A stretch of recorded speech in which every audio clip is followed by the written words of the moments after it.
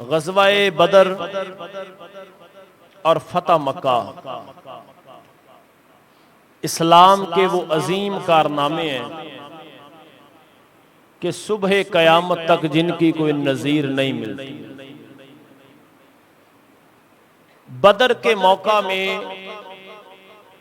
नबी पाक अलैहिस्सलातु वस्सलाम के ऐलान नबूवत के 14 साल बाद बदर का मार्का हुआ है। एक जगह का नाम है मैदान बदर, आज भी मौजूद है। अहबाब हज उम्रे पे जाते हैं, उसकी ज़ियारत के लिए जाते हैं।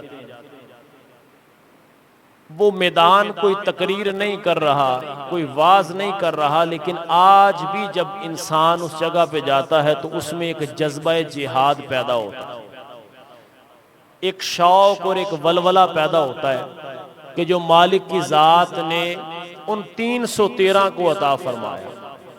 जो अहबाब वहाँ जा चुके हैं वो इस मामले को समझते होंगे, जानते होंगे। एक मैदान है और अल्लाह ताला ने उस मैदान में कामयाब होने वालों को ये मकाम दिया कि नबी पाक अलैहिस्सलाम ने फरमाया कि रब फरमाता है कि तुम लोग जो बदर में शामिल थे, कोई नेकी आज के बाद करो या ना करो, अल्लाह ने तुम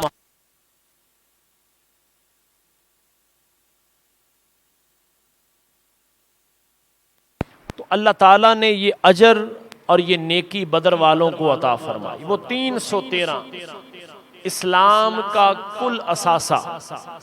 नबी पाक अलैहिस्सलातु वस्सलाम ने जब बदर के मैदान के लिए जाना था तो सरकार दो आलम सल्लल्लाहु अलैहि वसल्लम ने ऐलान फरमाया मस्जिद नबवी में, मस्जिद नबवी में ऐलान फरमाया। जब हुजूर ने ऐलान फरमाया तो सहाबा फरमाते कि अभी थोड़ी देर पहले ही तो मुहाजिरीन और अंसार हुजूर ने जो भाई भाई बनाए थे, आधा आधा माल दिया गया। ये सारा वाक़या आप अहबाब के जहनों में होगा।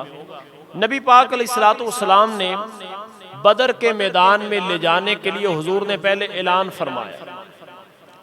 जब सरकार ने ऐलान फरमाया तो ऐलान होते ही सहाबा अपने घरों से निकले जो मुहाजिर थे, और अंसार के साथ ये बात डील थी कि अगर मदीने में कोई आके हमला करेगा तो हम मुकाबला करेंगे।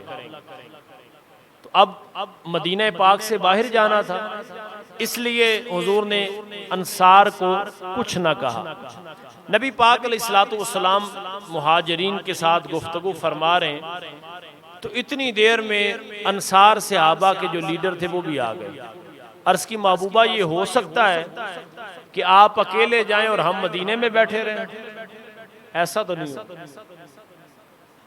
मेरी जिंदगी का मकसद, इकबाल तड़प के कहता है, मेरी जिंदगी का मकसद तेरे दीन की सरफराजी, मैं इसीलिए मुसलमान, मैं इसीलिए नमाज़ी। का महबूबा ऐसा नहीं हो सकता है। अगर आप इशारा करेंगे तो इकबाल ने कहा दश्त दरिया भी ना छोड़े हम तो दरियाओं में घोड़े डाल देंगे। हुजूर आपका हुक्म होना चाहिए। हम कोई हजरत मूसा की कौम नहीं है कि जो कहते थे कि मन सलवे तो हम खाएंगे, लेकिन रब के साथ और रब के बारे में और रब के लिए लड़ना है, आप जाने या आपका रब जाने। कहा रसूलुल्लाह हम आपके गुलाम हैं, जहां आपका इशारा होगा हमारी गर्दनें वहां हाजिर हो जाए।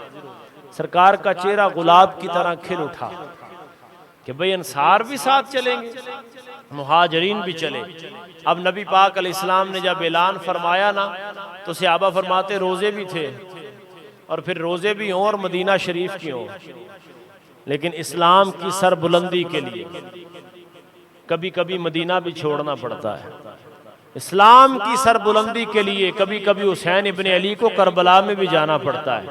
इस्लाम की सरबुलंदी के लिए फरमाते नबी पाक अलैहिस्सलाम ने ऐलान फरमाया कि माल लेके आओ। कोई कुछ ला रहा है, कोई कुछ ला रहा है, जिसके पास जो भी था। ये इब्तिदाई मदीना पाक की रियासत का दौर था कि जब लोगों के लिए खाने के लिए भी चंद नवाले मौजूद नहीं थे लोगों के पास, और पहनने के लिए पूरा लिबास भी नहीं था। कुछ सहाबी 2 खजूरें ले आता है, कोई थोड़े से जौ लेके आ जाता है। एक औरत आई है, वो अपना बच्चा लेके आ गई। छोटा बच्चा है, वो हुजूर की बारगाह में लेके आ गया। मेरे महबूब ने फरमाया भी ये तो बच्चा है। कहा, अर्ज की महबूबा इसके अलावा मेरे पास है ही कुछ नहीं, बाप इसका फौत हो गया। ये वो लोग हैं जिन पर रब का सलाम है, ये वो अजीम लोग हैं। मेरे भाइयों, मैंने और आपने इस्लाम को क्या दिया है? क्या दिया है हमने दीन को? सिवाय दीन बहसों के लिए रह गया। जिसका दिल चाहता है वो दीन पे बहस करता है, जिसको दीन की दाल का भी नहीं पता वो कहता है जी मैं वक्त का सबसे बड़ा मुफ्ती और आलिम हूं, मैं इन मौलवियों से ज्यादा दीन जानता हूं। और भाई तुझे दुआए कुनूत तो आती नहीं है, दरूद इब्राहिमी तो तुझे नहीं पढ़ना आता है, तू ये कहता है कि मैं शेखुल हदीस से ज्यादा दीन जानता हूं। तुझे क्या पता कि दीन क्या होता है? दीन सीखना है तो हुजूर के गुलामों से सीखो। नबी करीम अलैहिस्सलाम ने फरमाया भी ये तेरा बच्चा छोटा है, तलवार नहीं पकड़ सकता, लफ्ज़े जंग से नाआशना है, ये कैसे लड़ेगा?